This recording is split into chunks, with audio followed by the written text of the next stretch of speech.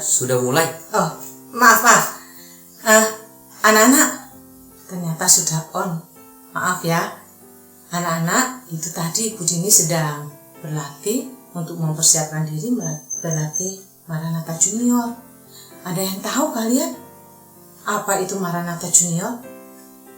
Maranatha Junior atau Marjun adalah paduan suara sekolah minggu kita. Meskipun ibadah kita masih dilakukan secara online, tapi itu tidak menyurutkan kerinduan teman-teman kalian untuk memuji Tuhan, melayani Tuhan secara online juga.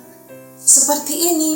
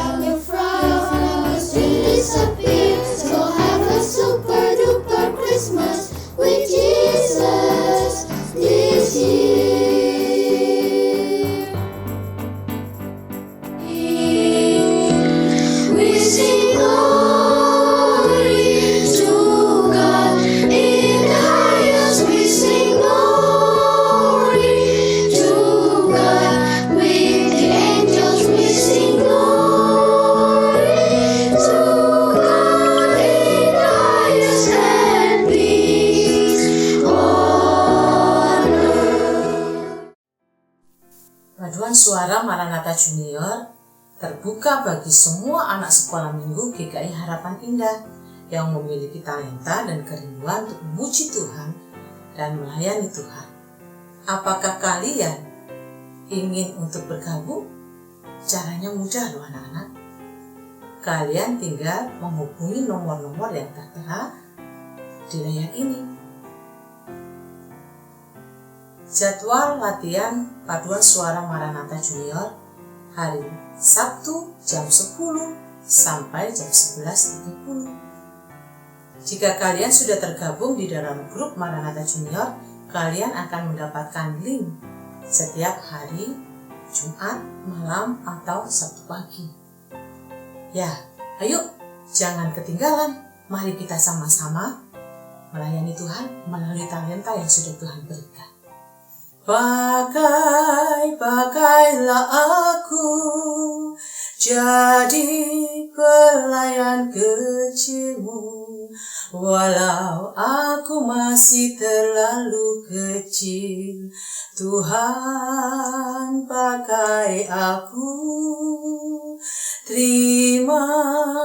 Bu. Ya. Latihan Marjunnya udah mulai. Terima kasih anak-anak. Ibu mau segera latihan sekarang. Jangan lupa bergabung ya. Dadah! Hati-hati tanganku yang kecil. Hati-hati tanganku yang kecil. Tuhan yang melihatmu akan sayang padamu. Hati-hati tanganku yang kecil. Hati-hati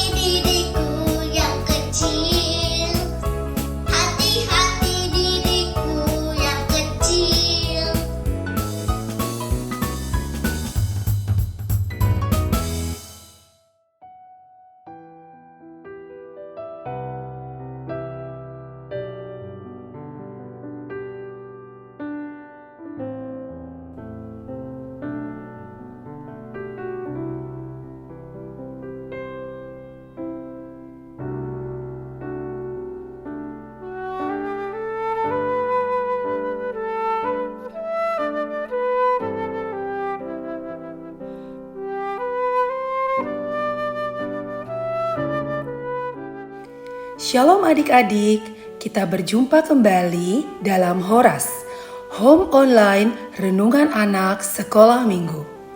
Malam ini adalah hari terakhir kita membahas tentang aspek buah roh.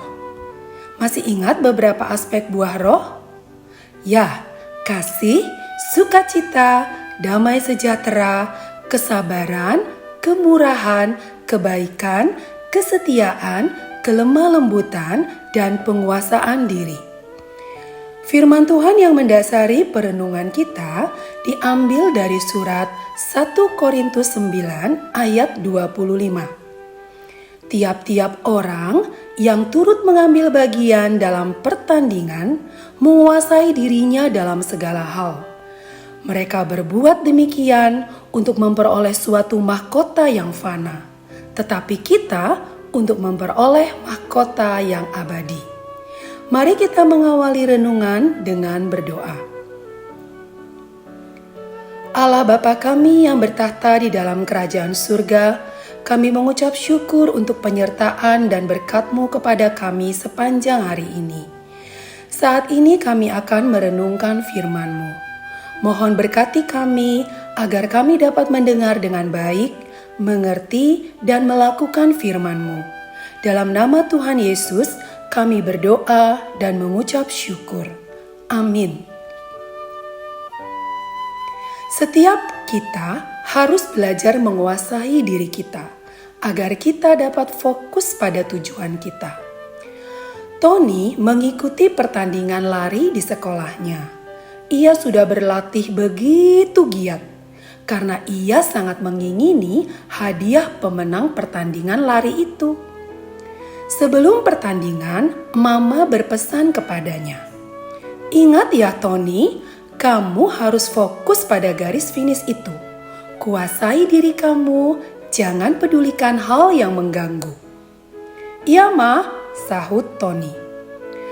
Tony memang dikenal sebagai anak yang sangat responsif, tidak mampu menahan diri terhadap hal-hal yang mengganggu perhatiannya.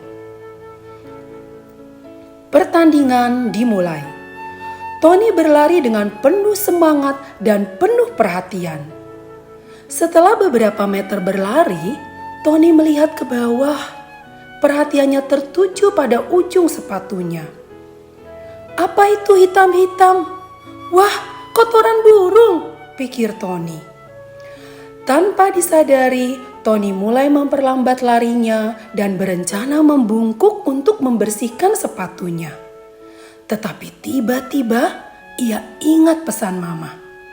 "Kuasai diri kamu, jangan pedulikan hal-hal yang mengganggu." Tony segera fokus pada garis finish kembali dan berlari sekuat tenaga. Ia berhasil melewati teman-temannya dan menjadi pemenang pertandingan. Adik-adik, ketika kita sedang belajar atau mengerjakan sesuatu, kita membutuhkan konsentrasi yang baik agar kita dapat terus berfokus sampai selesai. Konsentrasi itu dapat kita miliki bila kita mampu menguasai diri kita dari berbagai keinginan yang muncul selama belajar. Ketika kita belajar di sekolah atau secara online, kadang pikiran kita tidak memikirkan pelajaran itu, bukan?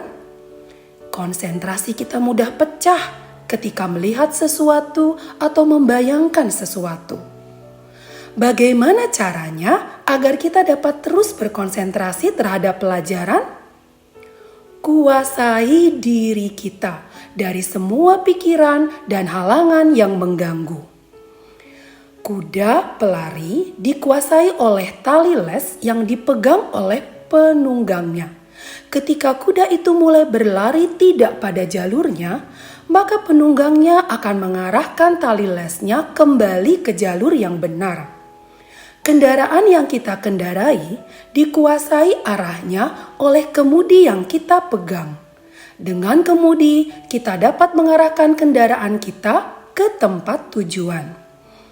Kita pun menguasai diri kita sendiri agar bisa tercapai apa yang kita inginkan. Penguasaan diri sangat kita butuhkan agar kita dapat hidup berhasil. Bagaimana caranya kita dapat menguasai diri kita? Dengan banyak membaca, banyak mendengarkan nasihat, sehingga kita mempunyai berbagai pengetahuan. Pengetahuan yang banyak akan senantiasa mengingatkan kita ketika kita mulai tidak fokus pada tujuan. Sebagai anak Tuhan, kita harus bertumbuh di dalam iman. Kita harus menguasai diri kita dari kemalasan dan dari godaan, yaitu dengan cara banyak membaca dan mendengarkan firman Tuhan. Alkitab akan mengingatkan dan menegur kita bila kita mulai membiarkan diri mengikuti godaan dan kemalasan. Mari kita mengakhiri renungan dengan berdoa. Allah Bapa yang Maha Kuasa dan mengasihi kami, terima kasih untuk firman-Mu yang telah kami dengar dan renungkan malam ini. Tolong kami ya Bapa, untuk dapat menguasai diri, selalu berusaha tidak mengikuti kemalasan dan godaan yang tidak baik. Dengan rajin membaca dan belajar firman-Mu, menuruti dan melakukan nasihat yang baik. Terima kasih Tuhan. Dalam nama Tuhan Yesus, kami berdoa dan mengucap syukur. Amin. Sampai bertemu kembali di Horas minggu depan, adik-adik. Selamat malam, selamat beristirahat.